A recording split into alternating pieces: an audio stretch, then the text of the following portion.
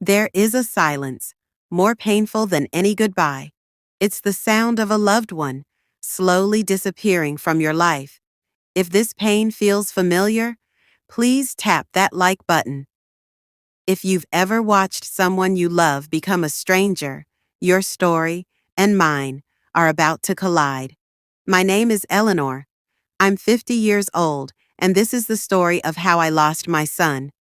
Not to death, not to distance, but to a beautiful woman named Amelia. It all began 3 years ago when Ben brought her home for dinner. I remember how his eyes shone when he looked at her. "Mom, this is Amelia," he said, his voice full of wonder. I knew in that moment something had changed forever. She was beautiful, yes, but there was something in her eyes when she looked around our simple home, something that felt like judgment.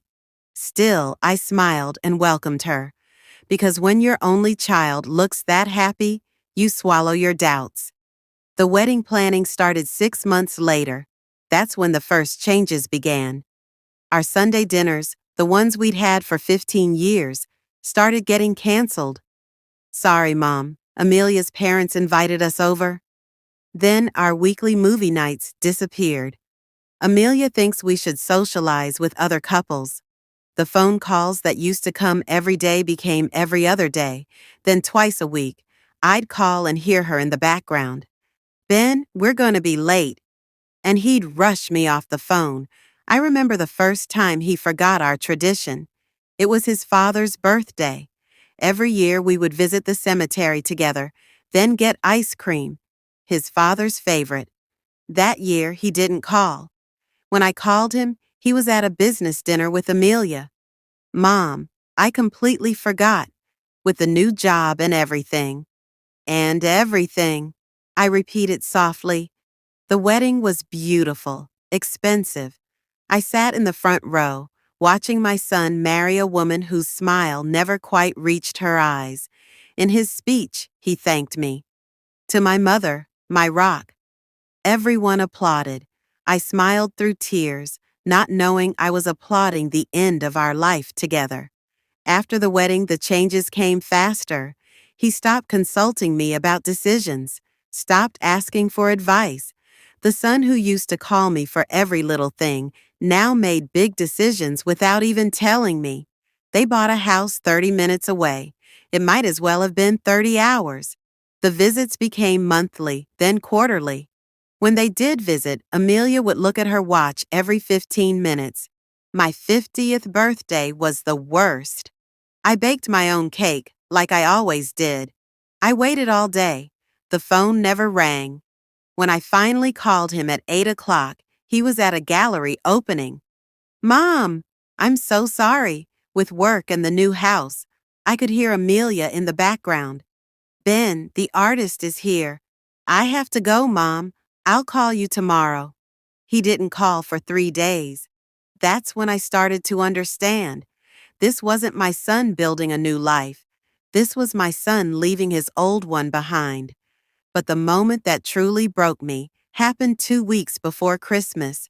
I was getting decorations from the attic when I fell. Nothing serious. A sprained wrist, some bruises. But lying there on the floor, alone in that big house, I felt a fear I'd never known. I called Ben. He came right over, the worry in his eyes making him look like my little boy again. He took me to the clinic, held my hand during the examination, brought me home. For those few hours, I had my son back. Then his phone rang. He stepped into the kitchen, but our house has always carried sound. "Amelia, I told you she fell. I had to bring her to the doctor." I couldn't hear her words, but I heard his response. "She's 50, not 80. She doesn't need assisted living." More quiet words from her. What if she'd hit her head? We've talked about this. The facility near us is perfect. The word facility hit me like a physical blow. Assisted living? For me? When he came back, he couldn't look at me. "Mom, Amelia and I have been thinking. There's a beautiful assisted living community near our house. They have activities, People your age? People my age, I whispered. Ben, I'm 50 years old. I run a business. I go hiking every weekend. Since when do I need assisted living? His face changed then, hardened. Amelia is just worried about your safety. Why can't you see that? Why do you always assume the worst about her? Worried? Or tired of having the mother-in-law around? The words hung between us, ugly and sharp. He stared at me, his eyes wide. Then he turned and walked out without another word. The silence he left behind was different this time. It was final. But what I didn't know then was that this was only the beginning. Amelia wasn't just any woman. She was the daughter of Evelyn, the woman who destroyed my marriage 30 years ago. And this wasn't just a relationship. It was revenge 30 years in the making. As we continue this difficult journey, I want you to subscribe and hit that bell icon, because what comes next will change everything you thought you knew about family and forgiveness.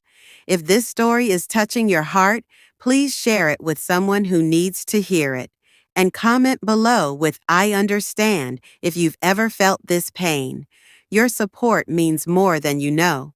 The weeks after our argument stretched into a month, then 2. The silence in my house became my constant companion. I found myself staring at my phone, willing it to ring, praying to hear Ben's voice again. But the only calls I received were from telemarketers and wrong numbers. I tried to fill the emptiness with work, with hobbies, with anything that would distract me from the aching void where my son used to be. I joined a book club, started gardening, even volunteered at the local library, but every activity felt like I was just going through the motions, like I was playing the part of someone who still had a family. Then, one rainy afternoon in March, I saw them.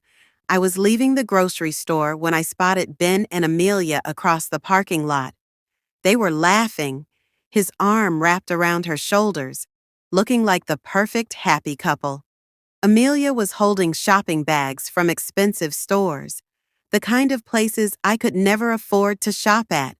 I stood there frozen, watching my son from a distance, like a stranger peeking into someone else's life.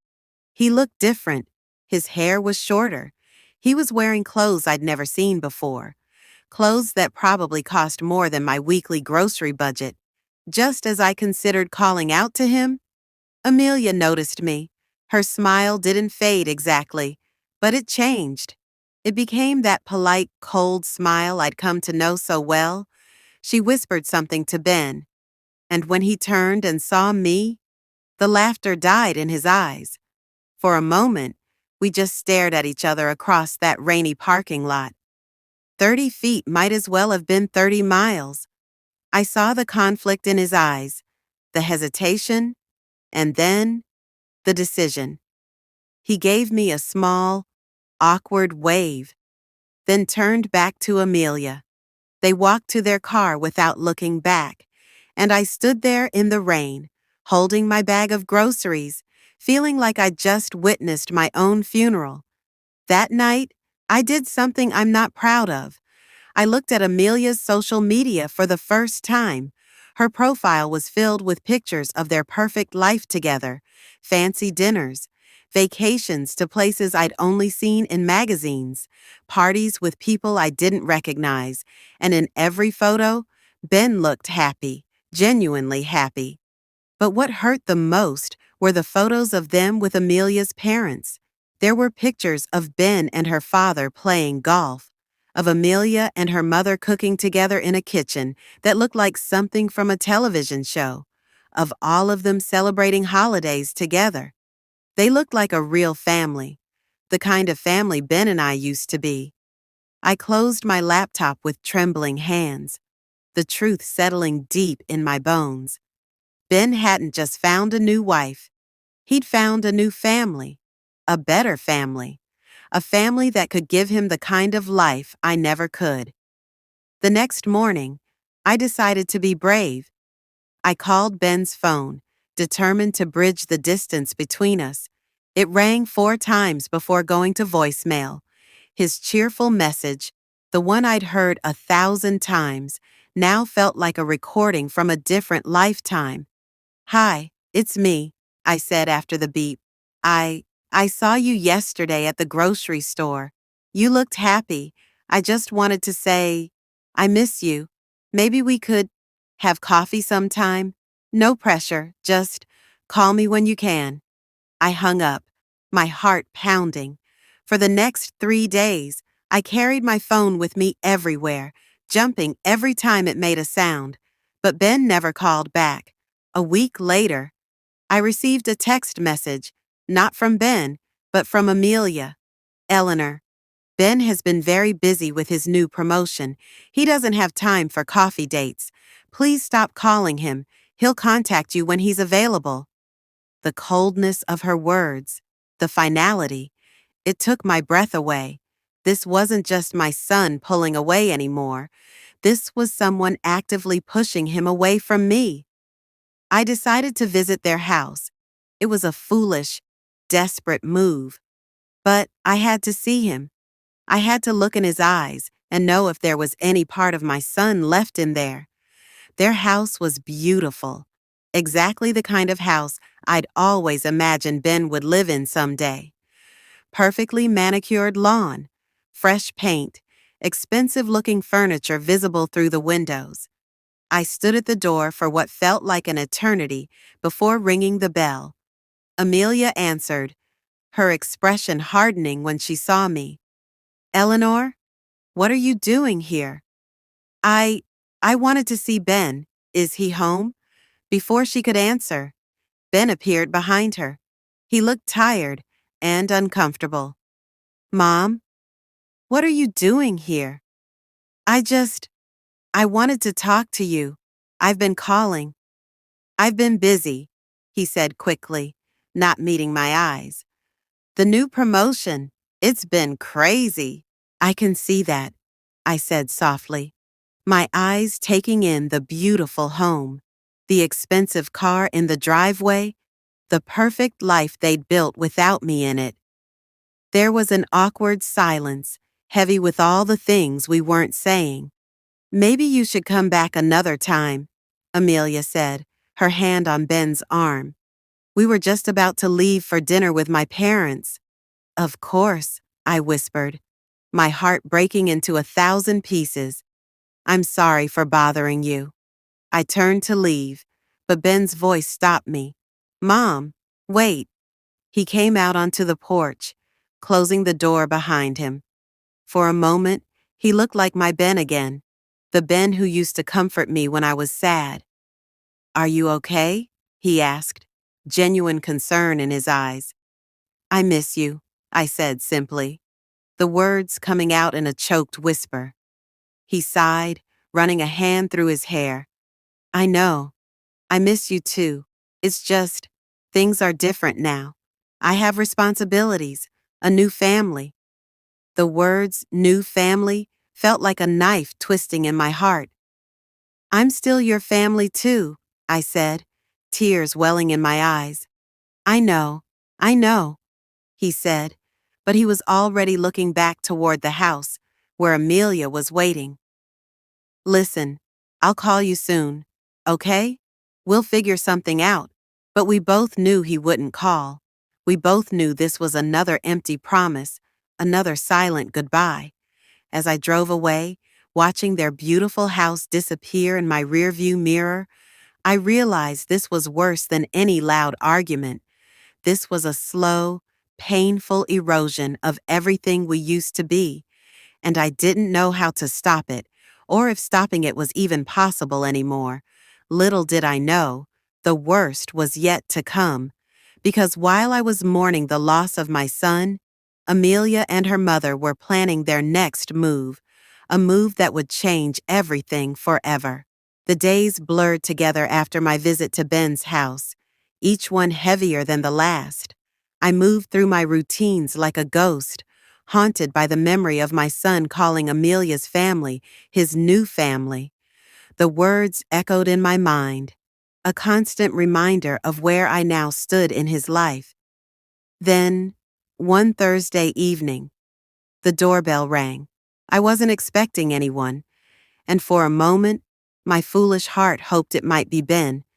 But when I opened the door, Sarah stood there, Amelia's mother, her expression unreadable. "Eleanor," she said, her voice calm but with an undercurrent of something darker. "We need to talk." My blood ran cold. "What do you want, Sarah?" She stepped inside without waiting for an invitation, her eyes scanning my living room with that familiar critical look. "It's time we talked about the past." "About Michael." I felt the air leave my lungs. "Get out." "Oh, I think you'll want to hear what I have to say," she said, moving to stand by the fireplace, where a photo of Ben and Michael sat. "You've been playing the victim for so long, but we both know the truth, don't we?" I stood frozen, unable to speak, unable to move. "Michael didn't abandon you," she said softly, her eyes locked on mine. "You drove him away, you and your expectations, your demands." "That's not true," I whispered, but even to my own ears, the protest sounded weak. "Isn't it?" She picked up the photo, tracing Michael's face with a perfectly manicured finger. "He came to me that night, you know, the night he left. He was devastated, said he couldn't be the husband you wanted, the father you demanded." Tears streamed down my face now.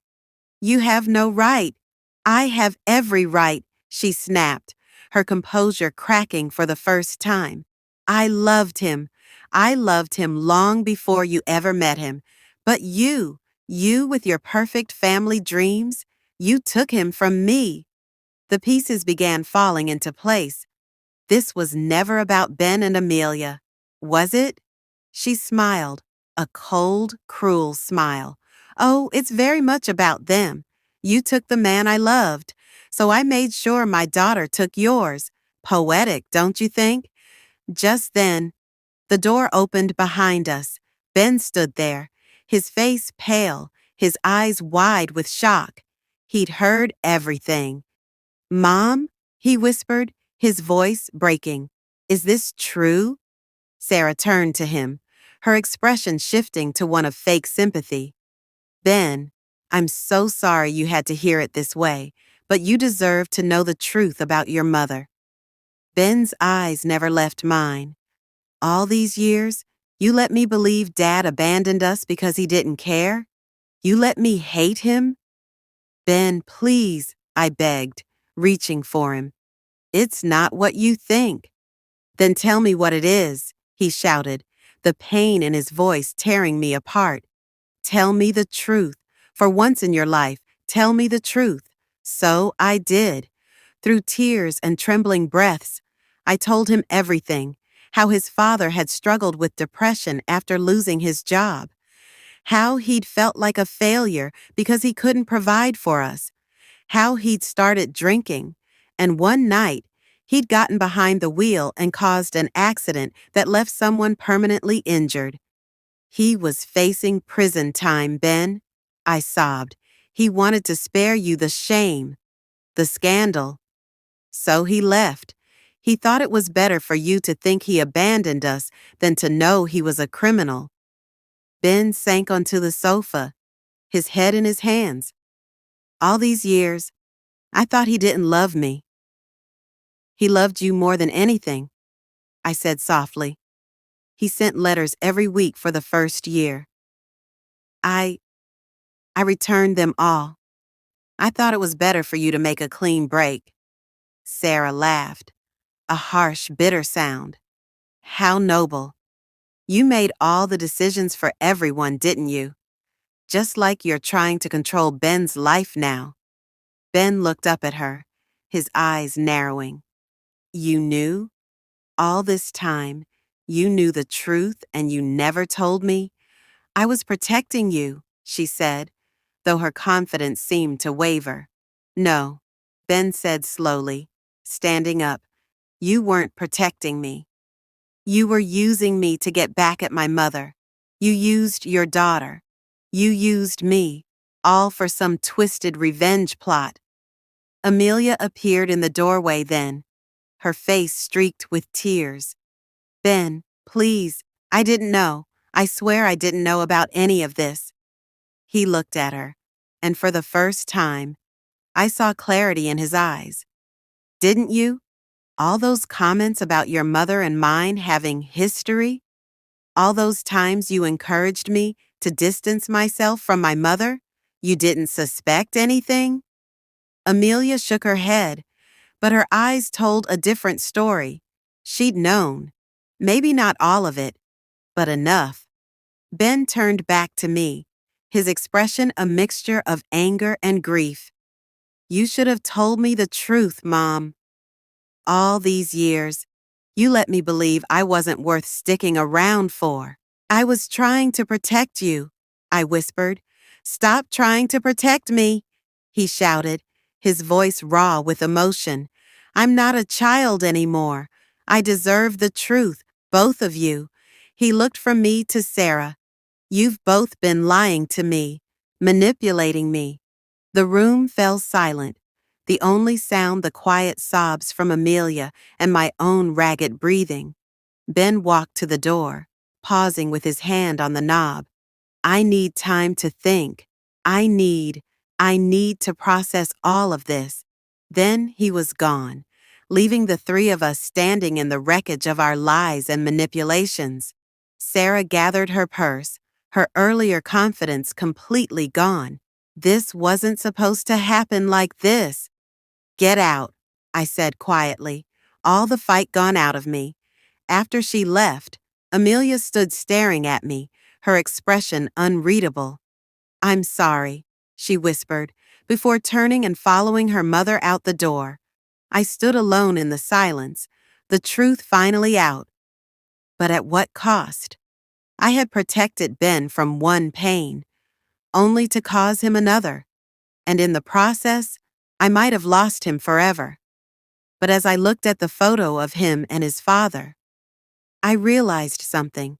For the first time in 30 years, Ben knew the truth, and maybe, just maybe, that truth could eventually set us all free. The silence after everyone left was different this time. It wasn't just empty, it was broken, shattered, like the pieces of my heart scattered across the living room floor. I stood there for what felt like hours, just staring at the door where my son had walked out of my life, possibly for good. The first night was the longest of my life. I didn't sleep. I couldn't. Every time I closed my eyes, I saw Ben's face, the hurt in his eyes, the betrayal. All these years I had carried the weight of Michael's secret alone, thinking I was protecting our son. But all I had done was create a different kind of pain. 3 days passed without a word. No call, no text, nothing. The house felt like a tomb, and I was just waiting to be buried alongside all my mistakes. On the fourth morning, there was a knock at the door. My heart leapt, but it wasn't Ben. It was Amelia. She stood there looking different. The perfect makeup was gone, the expensive clothes replaced by simple jeans and a t-shirt. She looked human. Can I come in? She asked, her voice quiet. I nodded, too surprised to speak. We sat in the living room, the same room where her mother had dropped the bomb that destroyed everything. Amelia stared at her hands, unable to meet my eyes. I didn't know, she began, her voice trembling. About the accident, about your husband. I knew our mothers had history, but my mother always made it sound like you were the villain. She said you stole her boyfriend, ruined her life. I let out a bitter laugh. The truth is always more complicated than that, isn't it? She finally looked at me, and I saw genuine tears in her eyes. Ben hasn't spoken to me since that night. He's staying in a hotel. He won't answer my calls, my texts, nothing. I felt a strange pang of sympathy for her. He needs time. We all do, she whispered. My mother. She confessed everything to me yesterday.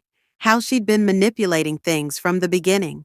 How she encouraged me to marry Ben specifically because he was your son. How she fed me little comments to make about you. Suggestions to distance Ben from you. The pieces clicked into place. All those little moments. The canceled dinners. The missed birthdays. The concern about assisted living. It had all been part of Sarah's plan. I'm so sorry, Amelia said, tears streaming down her face now. I was so blind, so eager to please my mother, so caught up in the perfect life she said we should have. I didn't see what I was doing to your family, to Ben.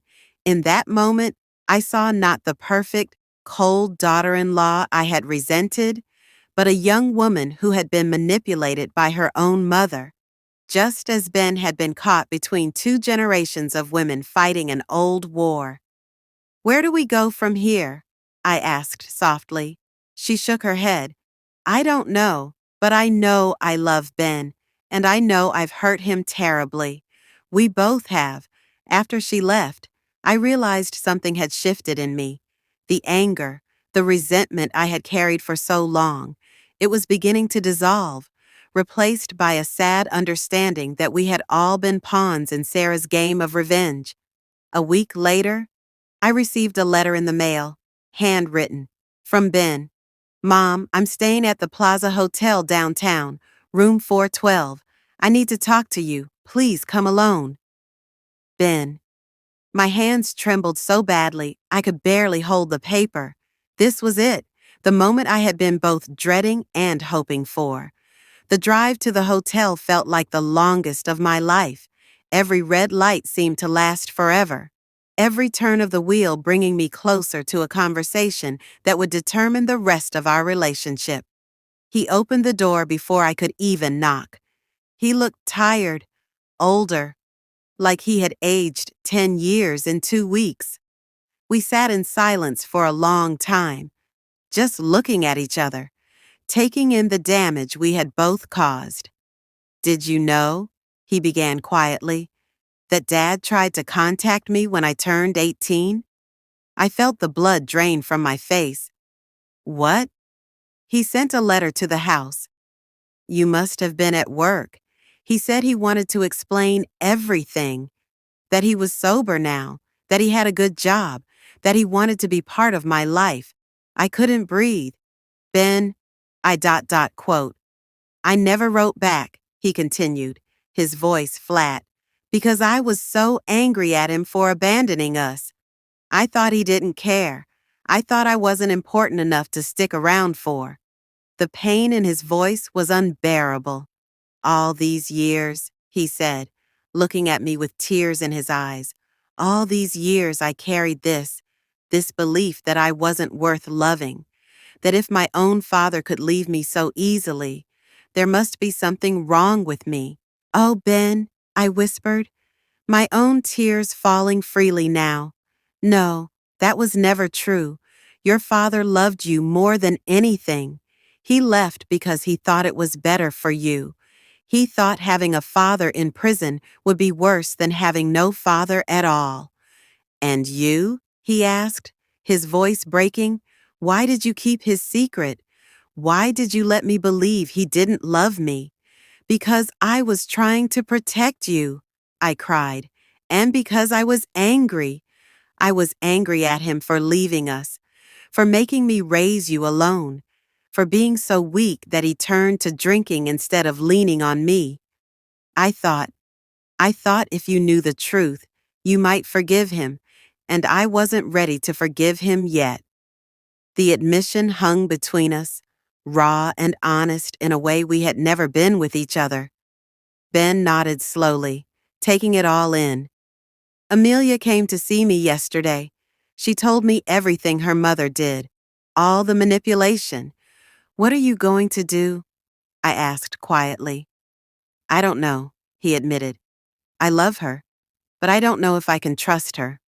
I don't know if I can trust anyone right now. He looked at me, really looked at me, for the first time in years. I need time, Mom. Time to process everything. Time to figure out who I am without all the lies. I nodded, my heart breaking but understanding. Take all the time you need. As I stood to leave, he spoke again. I'm not abandoning you, Mom. I need to learn how to be your son again, the right way, without all the secrets. It wasn't the happy ending I had hoped for, but it was a beginning, a painful, honest beginning. And for the first time in 30 years, there were no more secrets between us, just the difficult, complicated work of building something new from the broken pieces we had left. The first Sunday after our painful conversation at the hotel, Ben showed up at my door with a bag of groceries and that hesitant smile I remembered from his teenage years, when he knew he'd done something wrong but wasn't quite sure how to fix it. I thought we could cook together, he said, his voice tentative, like he was testing the waters of this new, fragile relationship we were building. And so we began, slowly, carefully, like two people learning to walk again after a long illness. Sunday dinners became our sanctuary, our sacred space where we could be honest without fear, vulnerable without shame. We cooked his father's favorite recipes, and for the first time, we could talk about Michael without the weight of secrets pressing down on us. One rainy April evening, as we were cleaning up after dinner, Ben leaned against the counter and said, "I've been seeing a therapist." The admission came out in a rush, like he'd been holding it in for weeks. Dr. Evans, she specializes in family trauma and abandonment issues. I put down the dish I was drying, my heart swelling with pride and pain simultaneously. That's wonderful, Ben. How is it going? He let out a long breath, one I didn't realize he'd been holding.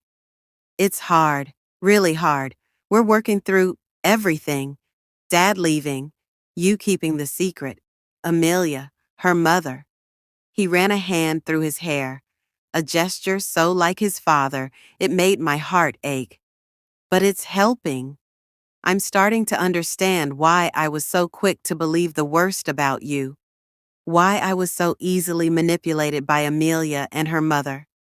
We talked for hours that night about his childhood fears, about the moments he'd felt abandoned even before he knew about his father's true departure, about the pressure he'd felt to be the perfect son after Michael left. And I shared my side too, the fear of being a single mother, the desperate attempts to protect him from any more pain, the loneliness of carrying my secrets alone. It was the first of many such conversations, each one peeling back another layer of the walls we'd built between us over the years. We weren't just mother and son anymore. We were two adults who had survived the same storm, and were finally learning to navigate the aftermath together. Then, one Tuesday morning in May, the doorbell rang. When I opened it, Amelia stood there, looking nothing like the perfectly put-together woman I'd known. Her hair was pulled back in a simple ponytail. She wore no makeup, and her eyes were red-rimmed from crying. "Eleanor," she began, her voice trembling, "I know I have no right to be here, but I'm leaving town tomorrow and I needed to see you, to apologize, properly this time." I invited her in, my heart pounding with a mixture of anger and sympathy. We sat in the living room, the same room where her mother had shattered our lives months before. "I'm moving to Chicago," she said, clutching her purse like a lifeline. "I got a job there, and I need to get away from my mother's influence. I need to figure out who I am when I'm not trying to be the daughter she wants me to be." She took a deep breath, her hands shaking. "I need you to know that I never meant to hurt Ben. I know that's hard to believe, but it's true. I was just so desperate for my mother's approval that I lost myself. I became whoever she wanted me to be, including the kind of woman who would marry a man to get revenge on his mother." Tears streamed down her face now, and for the first time, I saw the scared young woman beneath the cold exterior. I love Ben. I think I always will. But I understand why he can't trust me, why he needs to move on. I needed you to know how truly sorry I am for everything. In that moment, I saw not the villain I had painted her to be, but another victim of Sarah's manipulation. Have you told your mother you're leaving? I asked softly. She shook her head, a bitter smile touching her lips. No, and I'm not going to. She's already trying to manipulate me into fixing things with Ben, telling me what to say, how to act. I can't live like that anymore. I need to break free, even if it means being alone for a while. After she left, I sat for a long time thinking about the cycles of pain that pass from mother to daughter, generation to generation, how Sarah's bitterness had poisoned her relationship with Amelia, just as my secrets had damaged my relationship with Ben, and I realized that breaking those cycles required courage neither Sarah nor I had possessed until it was almost too late. The next month brought an unexpected development. Ben started dating again. Her name was Rachel, a kindergarten teacher with a warm laugh and kind eyes. The first time he brought her over for dinner, I saw the way she looked at him with genuine affection, not calculation. The way she listened when he spoke, really listened. And I saw the way Ben looked at her, cautious but hopeful, like someone testing the water after being burned. After dinner, as we washed dishes while Ben took a phone call in the other room, Rachel turned to me and said quietly, "He talks about you all the time, you know, how brave you are, how much he admires the relationship you're rebuilding." Tears pricked my eyes. "We've been through a lot," I said simply. She nodded, her expression understanding. "He told me about his father, about Amelia, about everything. He said you're the strongest person he knows." Later that week, I received a letter from Sarah. Her handwriting was shaky, different from the perfect script I remembered from our college days. "Eleanor, I'm in hospice care now. The cancer has spread faster than they anticipated. I have maybe a month left. I know you owe me nothing, but I'm asking anyway. Please come see me. There are things I need to say that I can't put in a letter. Sarah." I showed the letter to Ben that evening. He read it in silence, his expression unreadable. "Are you going to go?" he finally asked. I took a deep breath. "I think I have to. Not for her, but for me. I need to close this chapter properly." The hospice was a quiet, peaceful place that smelled of disinfectant and flowers. Sarah looked small in the hospital bed, her once perfect appearance reduced to the reality of mortality. The coldness in her eyes was gone, replaced by a weary acceptance. "Thank you for coming," she whispered, her voice raspy from the disease. We talked for over an hour. She told me about her childhood, about the father who abandoned her family, about the mother who taught her that love was something to be won through manipulation and control. She told me how she'd loved Michael from afar in college, watching as he fell for me instead, how that rejection had festered into the bitterness that would define her life. "I thought if I couldn't have him, you shouldn't either," she admitted, tears filling her eyes. "And when I saw the chance to use Amelia to take Ben from you, I took it. I told myself it was justice, but it was just small and cruel, and I've died long before this cancer will take me." She reached for my hand, her grip surprisingly strong. "Tell Amelia I'm sorry. Tell her I loved her, even if I never knew how to show it properly. And tell Ben, he deserved better than the game I made of his life." 2 weeks later, Sarah passed away in her sleep. Ben and I attended the funeral together, standing in the back of the nearly empty chapel. Amelia wasn't there. She'd sent flowers instead, a simple arrangement with a card that read only, "Goodbye, Mother." As we walked out of the funeral home into the bright summer day, Ben took my hand. "Are you okay?" he asked. I nodded, surprised to find that I was. "It's sad," I said, "but it's not my sadness to carry anymore." The following Sunday, Ben and Rachel came over for dinner. As we sat around the table laughing, sharing stories, building new memories, I realized that the house no longer felt like a museum of lost things. It felt like a home again, filled with light and laughter and the promise of tomorrow. After they left, I stood in the garden watching the fireflies dance in the twilight. The scars of the past year were still there. They always would be, but they no longer defined us. We had walked through the fire and emerged stronger on the other side, not despite our wounds, but because of them.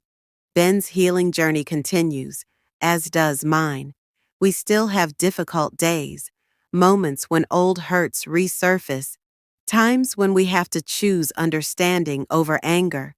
But we choose each other, again and again, and in that choosing, we've found a love deeper and more honest than any we've known before. The silence in my house is different now. It's not the silence of absence, but the peaceful quiet of a heart that has finally, after so many years, come home.